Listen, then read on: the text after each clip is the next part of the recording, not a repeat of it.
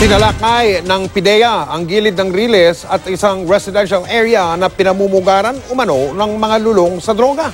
Halos 20 katao ang naaresto at ang tumutok ay si Emil Sumangil. Bilis! Tira, tabi dyan! Putol ang kalsada kaya hindi makapenetrate ang sasakyan papasok sa target. Kaya para matumbok ang punteriya, tumulay at mabilis ang tinawid ng raiding team ng PIDEA ang Riles hanggang sa marating ang target area.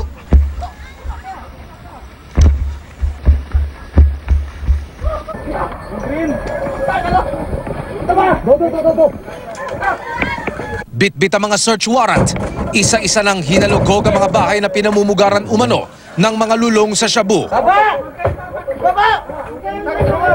ang dinampot ng PIDEA. Nampot po ako ng isang mama eh. Kayo po'y gumagamit. Dati po. Dito ba sa lugar na ito, marami gumagamit? Marami din po. Marami rin nagtutulak. Wala na po gano'n. Ba't hindi niyo po sinusumbong?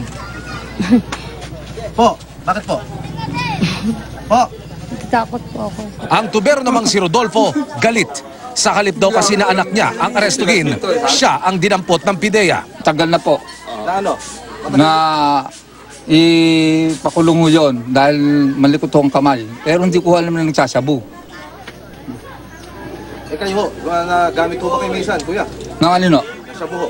Bayabang ko, di ko kilala ho yung sabu. Sa bayang ding ni-raid ang residential area sa kabila ng Riles. Lokal na pamahalaan ng Muntinlupa ang nakipag-ugnayan sa PIDEA para ilunsad ang raid sa lugar na ito. Ilang drug paraphernalia ang na-recover. Ebidensyang magpapatunay raw na ang mga videong ito nakuha sa surveillance operation ng PIDEA. Nagpapakitang talamak talaga ang bentahan ng droga sa lugar. Sa kabuuan, 19 ang inaresto. Talamak talaga ang dito. Wala nga gustong magsalita dito eh.